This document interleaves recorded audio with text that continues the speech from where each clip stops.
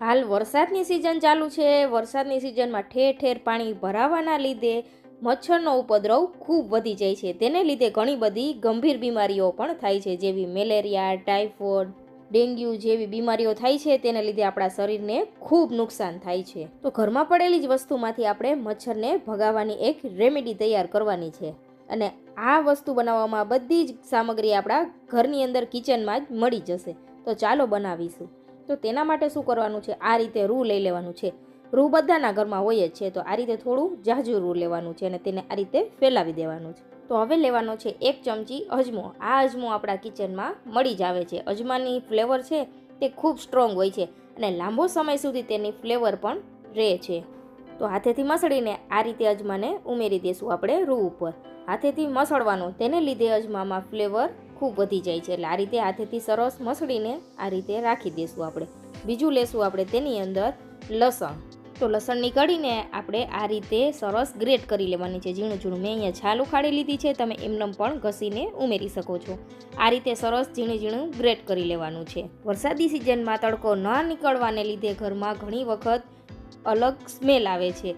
આ ઉપયોગ કરી લેશો ને તો તે સ્મેલ પણ જતી રહેશે. આપણે બજારમાંથી કેમિકલવાળી કીટનાશક દવાઓ ખરીદતા હોય છે, તે આપણા સ્વાસ્થ્ય માટે ખૂબ જ હાનિકારક છે. તો ફ્રેન્ડ્સ, આ રીતે નાનો નાનો ઉપાય કરીને આપણે ઘરને સરસ ચોખ્ખું રાખી શકીએ છીએ. મચ્છરની સાથે ઘરમાં જે કંઈ નાના નાના જીવજંતુ આવી જાય છે ચોમાસાની ઋતુના કારણે, તે પણ જતા રહેશે આ પ્રયોગ કરવાથી. તો હવે લઈ લેવાનું છે કોફી. કોફી બસ અહીંયા ફક્ત અડધી ચમચી જેટલી જ જોશે. અહીંયા જો તમારી પાસે કોફી જામી ગયેલી હોય ને તો તેનો ઉપયોગ પણ તમે અહીંયા કરી શકો છો. તો હવે બસ આટલી જ સામગ્રીની જરૂર પડશે. બીજી સામગ્રી આપણે આગળ વિડીયોમાં જોશું ફ્રેન્ડ્સ. તો વિડીયો પૂરેપૂરો જોજો, જરા પણ સ્કીપ ન કરતા. વિડીયો સ્કીપ કરી દેશો તો તમને બધી પ્રોસેસ પ્રોપર નહીં સમજાય, એટલે સરસ તમે ધ્યાનથી વિડીયો જોજો. તો હવે આ રીતે આપણે જે રીતે ફૂલ વાટ બનાવતા હોય તે રીતે આની વાટ રેડી કરી લેવાની છે, તમે અહીંયા જોઈ શકો છો. હવે શું કરવાનું છે, આપણે લઈ લેવાનું છે આ રીતે એક મોટો દીવો. આપણી પાસે કોળિયા હોય ને નાના હોય, એટલે આ રીતના નાની ડીશ લઈ લેવાની. તેને લીધે સરસ એવો આપણો દીવો પ્રગટી શકશે એટલા માટે. તો હવે શું કરશું, આપણે તેની ઉપર સરસોનું તેલ ઉમેરવાનું છે. આ તેલ છે તેની સ્મેલ કડવાશ પડતી હોય છે. આપણા દાદી નાની હતા તે જ આવી ઘરેલું નાની નાની વસ્તુનો ઉપયોગ કરીને જ માખી મચ્છર કીડા ભગાવતા હતા. તો આપણે તે ઉપયોગ કરીને જ ભગાવવાનું છે. કોઈ પણ કેમિકલવાળી દવાનો ઉપયોગ આપણે નથી કરેલો, જે આપણા સ્વાસ્થ્ય માટે પણ સારું નથી. આ રેમેડી કરશો ને એટલે ઘરની અંદર ખરાબ સ્મેલ આવતી હશે ને તે પણ જતી રહેશે અને ઘરનું વાતાવરણ પોઝિટિવ થઈ જશે. તો સરસોના તેલમાં આપણે દિવેટને સરસ આ રીતે ડૂબાડી દેવાની છે. હવે આપણે જે સિક્રેટ સામગ્રીનો ઉપયોગ કરીએ છીએ તે છે આ કપૂર. કપૂર ઉમેરવાથી ઘણી વખત શરદી, ઉધરસ કે કફ જેવી તકલીફ થઈ જાય છે બધા લોકોને ઘરમાં. તો કપૂરની સ્મેલથી તે પણ હળવી થઈ જવાની છે. કપૂર આપણે ઘરમાં હવન કરીએ કે પૂજામાં ઉપયોગ કરતા હોઈએ છીએ, પણ આવી નાની નાની રેમેડી કરશો ને ફ્રેન્ડ્સ, કપૂરથી પણ માખી મચ્છર ભાગી જાય છે.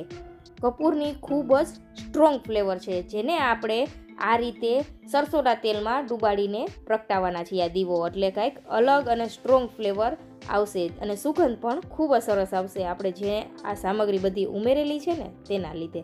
તો હવે સરસ આપણે દીવો પલાળી દીધો છે તેલની અંદર. તો હવે આપણે પ્રગટાવી દઈશું આ રીતે. ઘરની અંદર જ્યાં તમને એવું લાગતું હોય કે માખી મચ્છરનો ઉપદ્રવ ખૂબ વધારે છે, ત્યાં તમારે આ દીવો રાખી દેવાનો છે. આની અંદરથી ધીમી ધીમી એવી સ્મેલ આવશે, તેને લીધે માખી મચ્છર કોઈ પણ દવાનો ઉપયોગ કર્યા વગર ઘરની બહાર જતા રહેશે. અને આ રેમેડી કરવામાં આપણે ઘરમાં જ જે વસ્તુ પડેલી હોય તેનો જ ઉપયોગ કરેલો છે, એટલે બહારથી આપણે બીજી કોઈ જ વસ્તુ ખરીદવી પણ નહીં પડે. કિચનમાં જ આપણને બધી વસ્તુ મળી જવાની છે.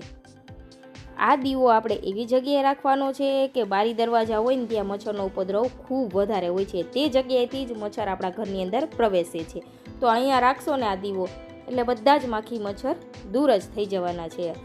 વરસાદી સિઝનમાં તડકો ન નીકળે ને તેને લીધે ઘરમાં ઘણી વખત બેડ સ્મેલ આવે છે, તે પણ જતી રહેશે ફ્રેન્ડ્સ.